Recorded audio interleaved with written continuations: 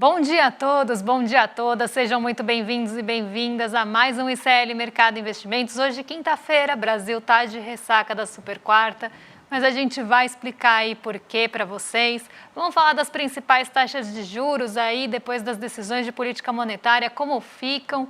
Vamos falar das taxas reais, vamos falar também do discurso, eu ia falar da fala, mas fica muito estranho. Vamos falar do discurso do Jerome Powell aí, depois da decisão de política monetária nos Estados Unidos e como o mercado reagiu a isso. Mas hoje é quinta-feira e além da ressaca da super quarta, a gente tem entrevistado por aqui. Hoje a gente entrevista a professora Débora Lima e a gente vai falar sobre a decisão de política monetária do Copom.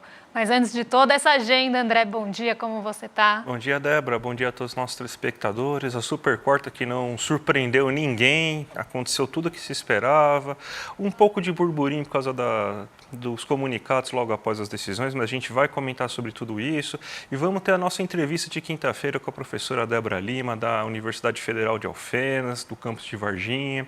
A gente vai trocar uma ideia com ela para falar aí sobre um pouco dessa questão aí de crescimento econômico, inflação, taxa de juros. Mas antes de tudo, vamos já passar pela nossa agenda para que a gente não tenha tempo para perder hoje, né, Débora? Exato. Hoje a gente tem na agenda uma agenda bem recheada de PMIs, porque saem aí os índices de gerente de compras da Alemanha, da zona do euro e do Reino Unido, aqui todos preliminares de março, até porque estamos ainda no dia 21 de março, então o mês ainda não acabou, essa é a primeira leitura, né, do índice de gerente de compras. A gente tem divulgação de decisão de política monetária na Turquia e no Reino Unido, ainda nessa manhã. Então, ainda no radar, aí a política monetária continua no mercado. A gente vai ter em seguida aí também PMI nos Estados Unidos, então hoje saem os índices de gerente de compras também por lá, também preliminares de março, então a gente está falando do índice composto, industrial e de serviços. E a gente tem aí se vocês puderem passar aí para o pessoal acompanhar em casa, a gente tem também alguns balanços sendo divulgados depois do fechamento, né? Então a gente vai ter essa continuidade do radar corporativo ainda presente. Temos auxílio-desemprego aí também sendo divulgado nos Estados Unidos às 9h30, algo que também pode ficar aí no radar, até porque a gente sai da super quarta com um sentimento mais positivo lá nos Estados Unidos. A gente vai falar um pouquinho disso na abertura, mas também vamos falar no fechamento da Ásia, porque acabou mexendo com todo o mercado. A secretária do Tesouro, a Janet Yellen, aí vai participar de um congresso sobre o orçamento proposto pelo Joe Biden. E a gente tem, como eu falei, vários balanços corporativos hoje na esteira. Então a gente tem CEMIG, CPFL e Sabesp divulgando seus resultados depois do fechamento. Então, como eu falei, um dia mais voltado ainda para a política monetária, a gente também tem PMIs aí no radar, mas hoje a repercussão deve ser muito ainda ligada ao movimento de ontem, desculpa. Já vamos colocar a notícia do nosso dia aqui para vocês aí, para explicar tudo o que está acontecendo aí no mundo, porque teve a super quarta, isso daí afetou os mercados, né? Então, Débora, vamos começar nosso giro pelo mundo falando do resultado disso na Ásia e tudo mais. A gente teve a super quarta aí um pouco dividida, porque às 3h saiu a decisão dos Estados Unidos. E em seguida a gente teve a coletiva do Jerome Powell. E o mercado recebeu muito bem a fala, né, o pronunciamento do Jerome Powell depois da divulgação da política monetária, porque como nós já tínhamos adiantado aqui, a política monetária em si, né, e a decisão dessa quarta-feira já estava dada. A probabilidade de manutenção era maior, o mercado não estava esperando o corte agora em março, nem mesmo em maio, então isso não teve nenhuma surpresa, isso não surpreendeu ali o mercado. O que o mercado ficou até mais surpreso foi com o tom mais brando do Jerome Powell. Então a gente tinha até uma expectativa do mercado presente por esse tom mais brando, de alguma possível sinalização de corte de juros nesse ano, e foi o que aconteceu. Ele acabou falando ali em relação a possíveis cortes esse ano, falou que a inflação ainda está alta, mas está desacelerando, apontou janeiro e fevereiro como fatores sazonais de inflação. Então isso deu uma acalmada no mercado de uma forma geral. As bolsas nos Estados Unidos subiram mais de 1% ontem. A gente teve uma renovação de recordes ali nos Estados Unidos dos três principais índices juntos. A gente não via isso há bastante tempo. Então foi um dia muito positivo em Nova York. E esse movimento positivo chega à Ásia nessa manhã. As bolsas por lá fecham também majoritariamente em alta, mas quem se destacou foi o Japão. O Nikkei 225 também renovou sua máxima histórica, subiu 2,01%. Aqui a gente está falando do Nikkei 225, o principal índice de referência lá do Japão.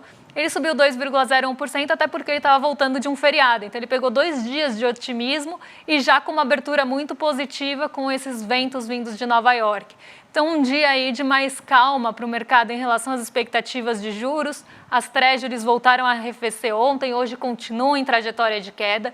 E a gente vai ver isso um pouco mais antes da abertura. Mas esse movimento já bateu na Ásia hoje de manhã e já trouxe aí uma alta bem considerável para o Nikkei 225. Vamos agora chamar a nossa convidada, a professora Débora Lima, professora lá da Universidade Federal de Alfenas.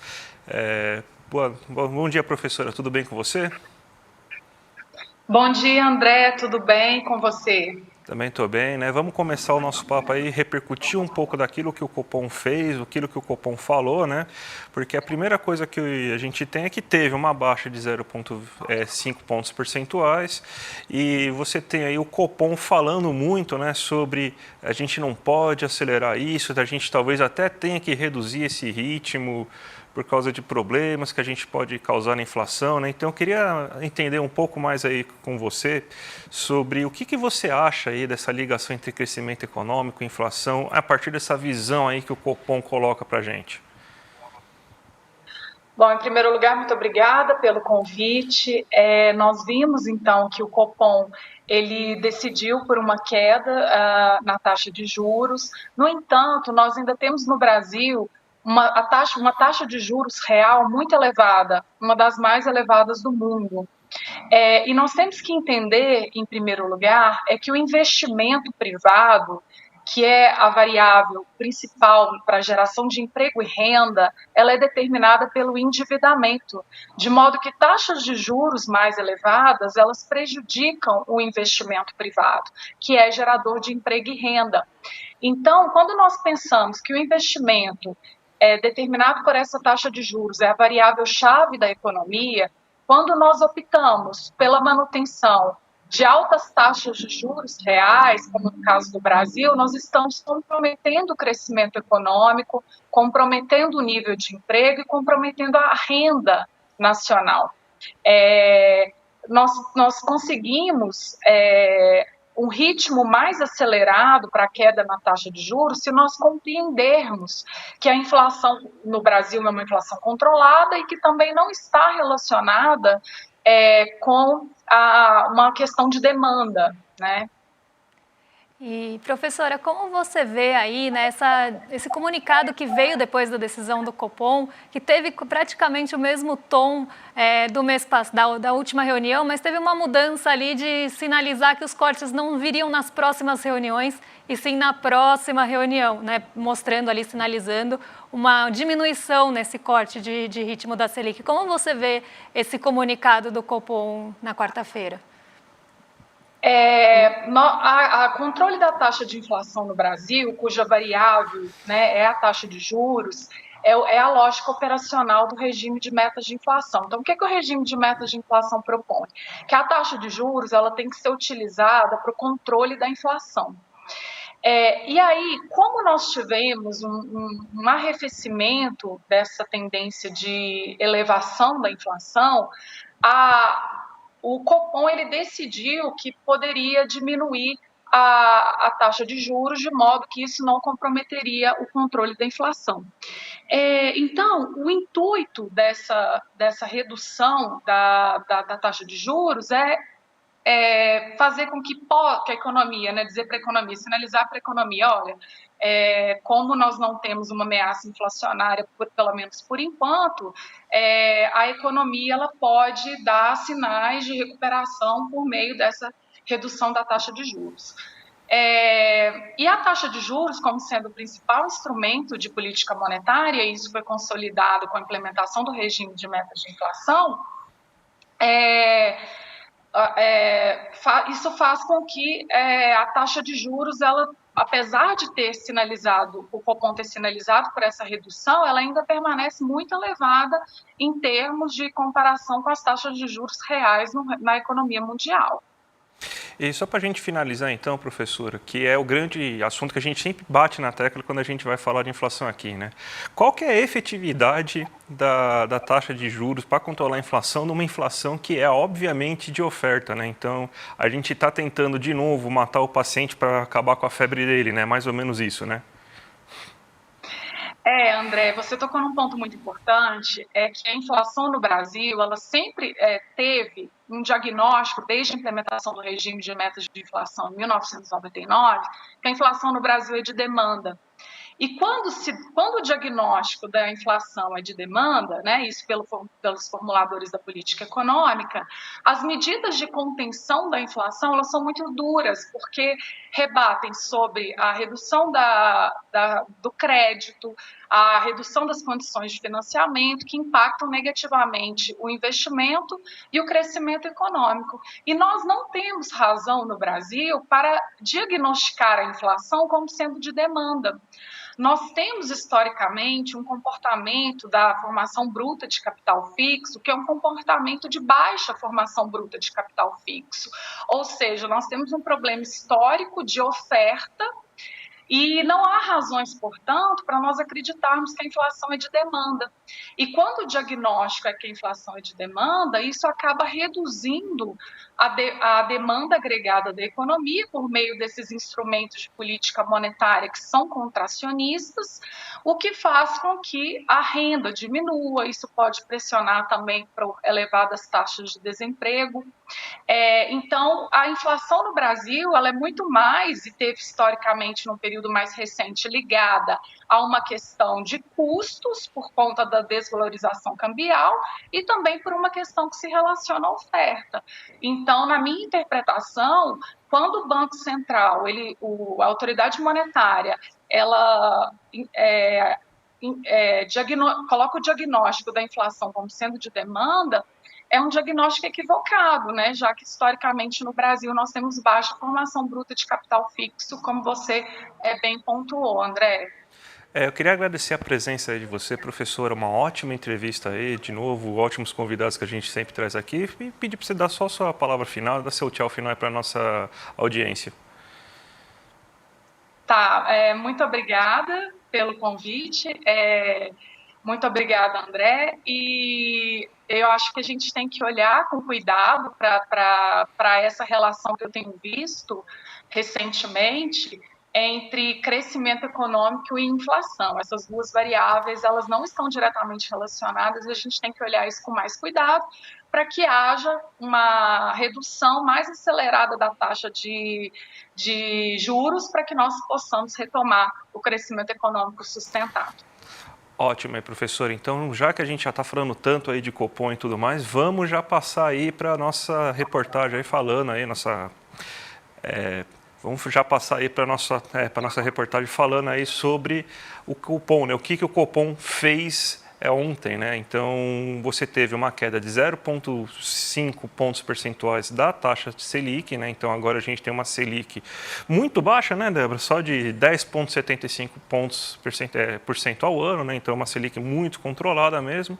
E você teve a sinalização falando, todo aquele gestor de Lero-Lero, se vocês virem o programa de ontem, vocês vão ver que eu acertei tudo que eles iam falar, risco fiscal, problemas mundiais, o que mais que eu tinha falado ontem também? Cuidado com a inflação de serviços. Então, mesmo o Lero-Lero, parece que eles deram copia e cola na ata, né, no comunicado do último mês, só que eles tiraram aquele S, então eles já estão sinalizando que pode ser a última queda de 0,5 pontos percentuais e comece a reduzir o ritmo de queda, né? A gente vai descobrir isso quando tiver o relatório Focus e o relatório Focus falar aí para a gente, né? Porque o mercado que vai acabar ditando isso, né? A gente tem um Banco Central que segue o que o mercado acha que tem que fazer, né? Infelizmente é assim. Aí a gente vai descobrir aí se o mercado está esperando uma queda mais acentuada ou uma queda menos acentuada da taxa Selic esse ano, né? Então, mas de fato assim, o que vai mudar com isso? Pouca coisa, porque ainda está numa taxa de real de juros muito elevada.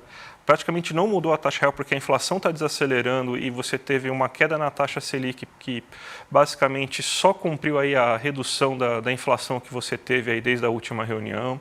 Então não tem muita coisa a comemorar, não vai mudar o cenário para nada, basicamente a gente já sabia de tudo que ia acontecer e não tem nenhuma mudança, né, Débora? A única surpresa realmente que veio, e foi algo até que a gente alertou, né, quando eu falei das taxas de juros futuras mais curtas pressionando ali para cima, e falei que esse movimento ainda não tinha sido capturado pelo relatório Focus, mas que poderia começar a acontecer, era justamente dessa diminuição do ritmo de cortes aqui no Brasil. E essa foi a única mudança, realmente, é um Ctrl-C, Ctrl-V do comunicado do mês passado. A única mudança realmente foi a falta do plural que antes aparecia nas próximas reuniões. E aí a gente passou a ver na próxima reunião. O mercado já ficou bastante atento a isso. Esse pequeno detalhe, esse pequeno plural que sumiu, já levou o nosso mercado hoje a abrir em queda, justamente porque não se esperava esse tom tão rígido do Copom após ali a decisão de política monetária no comunicado. O mercado esperava até um tom que pudesse ficar um pouco mais rígido, mas não tanto. E aí isso trouxe essa ressaca que a gente começou o programa falando. O mercado reagiu aí até com surpresa em relação a esse tom do comunicado do Copom. E isso vem aí, a gente consegue ver na abertura de hoje e nas taxas de juros futuras também, que começaram um dia bem pressionadas. Então, a gente vê esse movimento repetindo a semana passada, algo que a gente alertou aqui no começo da semana e que pode voltar a começar, na verdade, a aparecer no relatório Focus daqui para frente. Bem, vamos ver então também o Fed, que teve decisão de política monetária lá, um pouco mais surpreendente, só que o mercado gostou mais, até por causa da fala do Powell depois, do que realmente pelo comunicado, que o comunicado deixou claro que só vai mexer na taxa de juros dos Estados Unidos quando tiver plena certeza de que isso aí não vai afetar o andamento aí da inflação para o centro da meta. Só que o Powell depois falou, não, eu acho que já está começando a ir para o centro da meta, deixando aí a possibilidade de que, talvez não na próxima, mas daqui a algumas reuniões você tenha. Né? Então, você montou uma série de gráficos, né? Juros reais, juros nominais, aí vamos começar a colocar aí na tela aí para vocês aí verem esses gráficos e a Débora comentar. A gente teve aí uma semana bem marcada por decisões de política monetária, não só nos Estados Unidos e no Brasil, mas a gente teve mudança lá no Japão, a gente teve outros países também divulgando aí suas taxas de juros. Então aqui a gente vê uma síntese de como ficam essas taxas nominais, então aqui a gente não está falando da taxa real, isso a gente vai ver depois, mas a gente tem aí a relação das taxas nominais e para quando a gente tem a expectativa da próxima reunião e a última mudança que foi feita. Então, a gente vê aí todas as taxas elencadas, Brasil aí o primeiro com 10,75% de juros, a Rússia está com uma taxa muito elevada, mas vamos pensar no que está acontecendo lá na Rússia para que se tenha uma taxa elevada e o risco que se tem lá por conta de uma guerra, mas a gente vê que vários pontos ali não se mexem desde 2023, que são as taxas que estão sendo mantidas e ainda não estão sendo cortadas. E a gente tem as taxas que tiveram alguma movimentação nesse ano também. O Brasil, então, fica com 10,75%, Estados Unidos e zona do euro e Inglaterra, que saiu logo hoje de manhã, mantiveram ali suas taxas inalteradas. E a gente tem outras movimentações aí um pouco mais surpreendentes, como o Banco do Japão, que mudou a taxa de juros depois de 17 anos. Então, aqui a gente vê essa mudança no cenário, mas quando a gente olha para a taxa real de juros, então aqui descontando a perspectiva para os próximos 12 meses de inflação, a gente vê que o Brasil, e algo que a professora Débora estava falando aí para a gente com bastante intensidade na entrevista, é que o Brasil ainda ocupa a segunda posição no ranking de juros, no ranking global de juros reais. Então, a gente foi ultrapassado recentemente pelo México. Então, vamos ver aí como é que ficam essas taxas de juros reais depois dessas atualizações de política monetária. Então, vamos ver quem tem aí as maiores taxas de juros descontadas, a expectativa, a projeção da inflação para os próximos 12 meses, que é assim que a gente calcula a taxa de juros real. A gente tem o México em primeiro lugar, lembrando que México vai divulgar a decisão de política monetária ainda hoje. A gente tem o Brasil aqui, nosso Brasilzão, ocupando o segundo lugar. A gente sempre está brigando ou pelo primeiro ou pelo segundo lugar da lista. Agora a gente caiu para o segundo lugar, então estamos ainda com a segunda maior taxa de juros real do mundo. A Rússia em seguida, Colômbia, Turquia, que também normalmente briga pelos primeiros lugares, agora está na quinta posição, até porque lá a gente tem uma expectativa de inflação um pouco mais elevada. Reino Unido, África do Sul, Hungria, Estados Unidos e Hong Kong aí no final. Então, a gente tem uma série aí de países que têm taxas de juros reais altas, mas a gente vê que o Brasil ali está muito perto, inclusive, da Rússia, que é o terceiro lugar. E como eu falei, né, a gente tem uma Rússia aí em uma situação muito mais complicada que a do Brasil, e o Brasil continua acima da Rússia nas taxas de juros reais, com uma taxa altíssima aí, mesmo descontada a inflação. Débora, a gente teve um pequeno probleminha lá no gráfico do CME Group, né? Então vamos já passar direto. Amanhã a gente vai falar aí do monitoramento do CME Group para vocês aí, prometemos. Dívida a gente sempre paga aqui, né? Então já vamos para a abertura de mercado, que depois de toda essa super quarta aí, alguma coisa aconteceu nesse mercado, né? Vamos para a super quarta. Eu posso até passar pelo esse monitoramento do CME Group sem mostrar para vocês, porque isso está mexendo muito com o mercado hoje. Então, como eu falei, a decisão lá dos Estados Unidos, ela foi muito em linha com o que se esperava. Ela não trouxe nenhuma surpresa em relação à manutenção de juros, então em manter a taxa inalterada por lá. Isso não foi o que mexeu com a expectativa do mercado, não foi o que levou as bolsas a renovarem recordes, não foi justamente essa decisão, mas sim nem tanto o comunicado, mas a coletiva do Jerome Powell.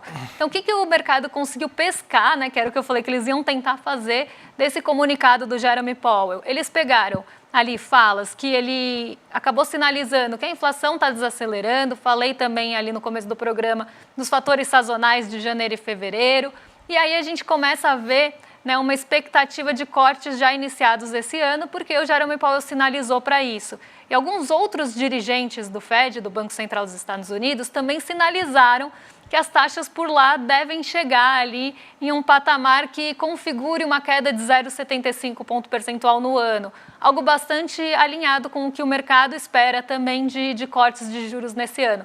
No final do ano passado, essa expectativa era até um pouco maior, mas a gente tem essa expectativa voltando a rondar ali em torno do 0,75 ponto percentual de corte. Isso, né, se a gente for pensar, daria ali mais ou menos 3 cortes de 0,25, se forem 3 cortes, como vários agentes do mercado estadunidense acabaram apontando, né? Então, a expectativa é que tenha esses 3 cortes de 0,25 ponto percentual. E aí, o início, era isso que eu ia mostrar com o monitoramento, ele está aí muito com maior probabilidade, muito mais previsto para junho agora, e depois da fala do Powell, a gente teve um salto, né, daquela expectativa de corte, ela teve um aumento bem considerável entre ontem e hoje, e a expectativa de manutenção, né, então, em deixar a taxa inalterada, teve uma diminuição entre ontem e hoje, depois que o Powell falou. Então, era isso que eu ia mostrar para vocês com o CME, porque é o que a gente vê refletindo nas bolsas de Nova York hoje e na queda dos rendimentos das Treasuries, que são os títulos de dívida dos Estados Unidos, que desde ontem estão arrefecendo. Então, a gente tem um dia positivo para o apetite pelo risco, que foi o movimento que contagiou, né, o movimento contagiante de ontem, inclusive chegando aqui ao Brasil. Mas hoje, aqui no Brasil especificamente, a gente tem uma bolsa em queda. Essa queda não está só sendo influenciada por queda de petróleo Brent ou outras commodities, né, para quem viu lá no comecinho do programa. O gráfico ali do índice de commodities está em queda hoje, mas não é só isso que está pesando no sentimento aqui da nossa bolsa. O que está pesando também é justamente a surpresa negativa que se teve com aquela falta de plural no comunicado do Banco Central, na verdade, do comunicado do Copom, que saiu depois da decisão. Então, aqui a gente vê o mercado ajustando as expectativas para cortes talvez menores esse ano, né? Se na próxima reunião ainda vai ter corte de 0,5%, será que esses cortes vão persistir depois da próxima reunião? Será que vem uma sinalização de pausa nos cortes? Será que vem uma sinalização de cortes menores? Essa incerteza que está rondando aí o mercado brasileiro hoje e elevando o DI futuro na contramão das Treasuries. Então, o nosso DI futuro, nossa expectativa de juros futuro está subindo bastante aqui, 0,74%. O dólar continua se fortalecendo. Ontem a gente teve uma pequena queda aí de dólar, até respondendo essa queda no rendimento das Treasuries. E esse tom mais brando, né, mais dovish, como o mercado gosta de falar, do Jerome Powell. Então, hoje a gente tem um pequeno ajuste de dólar aí para cima. E a gente tem um movimento até esperado quando a gente tem corte de juros também, tá, gente? Aqui nada muito fora do normal. E a gente tem também o DXY se fortalecendo frente a pares. Então, o que mede o DXY é o índice que mede o dólar frente a seus pares. A gente também tem essa volta, porque ontem ele também caiu, né, com toda essa expectativa de queda nos juros. A nossa bolsa em dólar também cai, acompanhando bem o movimento aqui brasileiro. Então, a gente tem esse cenário, né, como eu falei, nosso mercado aqui está de ressaca, mas o mercado dos Estados Unidos está muito bem, obrigado. Muito feliz aí com o pronunciamento do Powell, mais brando do que se esperava. E mercado aqui de ressaca com o pronunciamento mais hawkish, que é como o mercado gosta de falar aí, em inglês, mas mais rígido do que se esperava aqui do nosso Copom. Débora, você sabe aí que o ICL está organizando um grande evento aí para o dia 7 de abril aí, com Elliot Aronson, lá, o autor do livro, eu sempre esqueço o nome do livro, O Animal Social. Acho que eu vou fazer de propósito aí, vou sempre ler o nome do livro aqui, que é o livro preferido, inclusive, do Eduardo Moreira, né? Então a gente vai tratar bastante aí nessa live, nessa entrevista aí sobre o comportamento do ser humano, justamente porque ele é um especialista em psicologia social. Então a gente tem até um recadinho do Edu para passar para vocês aí, chamando vocês para esse evento que vai ser imperdível no dia 7 de abril. Tem muita gente que diz que todo bolsonarista é fascista. O maior psicólogo social vivo no planeta, Elliot Aronson, nos mostra através de pesquisas que não necessariamente somente pessoas malucas fazem coisas malucas. Somente pessoas más fazem coisas más. O que nos leva então a agir da forma como a gente age? Nesse livro, O Animal Social, Elliot Aronson trouxe resultados de pesquisas que mudaram a percepção do mundo inteiro sobre a forma como a gente se comporta. E é com ele, que tem 92 anos e esbanja a lucidez, que a gente vai conversar no dia 7 de abril, um domingo às 8 horas da noite, num encontro inédito no Brasil. Se inscreve gratuitamente. Aprende com a gente, com esse que é um dos nomes mais importantes para nos explicar como a gente chegou até aqui. Então, gente, imperdível aí, ó, tem um link aqui embaixo, já garante sua vaga em clmercado.com.br, daí clica no sininho, ele vai te avisar aí no domingo aí, antes das 8 horas da noite, para você já ficar atento e não perder, gente, é imperdível. E aqui no nosso chat, eu acompanho, viu, o chat ao longo do programa, surgiu uma dúvida muito interessante, porque a gente passou o dia inteiro aqui falando de taxa de juros, e aí surgiu uma dúvida. Essa mudança mexe com a gente aqui, ou só mexe com o mercado? Sim, mexe bastante, eu já adianto que pode mexer em duas pontas, mas eu prometo aí, eu trago a dívida de responder essa dúvida amanhã, porque hoje eu não terei tempo, eu respondo amanhã. Então, agora vocês ficam com o Rolê ICL, com o Guga Noblar e com o William De Luca, na sequência aqui do nosso programa. E amanhã a gente volta aí com as notícias que impactaram o mundo, que impactam o nosso bolso. E eu aí vou trazer as duas dívidas, o CM Group e a dúvida aí da nossa audiência. Até amanhã, um beijão. Até amanhã, gente. Tchau, tchau. Conhece a fera? Elliot Aronson, aos 92 anos de idade, ele é o psicólogo social vivo mais importante do planeta. O único a ganhar os 3 principais prêmios da Associação de Psicólogos dos Estados Unidos. Melhor pesquisador, melhor autor e melhor professor. Elliot Aronson vai dar uma aula exclusiva e inédita aqui no Brasil para a comunidade do ICL. No dia 7 de abril, um domingo às 8 horas da noite no horário de Brasília. Ele vai explicar pra gente o conteúdo desse livro, O Animal Social, um livro que é considerado o livro mais importante sobre o tema comportamento humano no mundo. Para você participar é só clicar no botão Saiba Mais aqui embaixo e gratuitamente se inscrever. Se inscreve agora e chame seus amigos e amigas para participar também.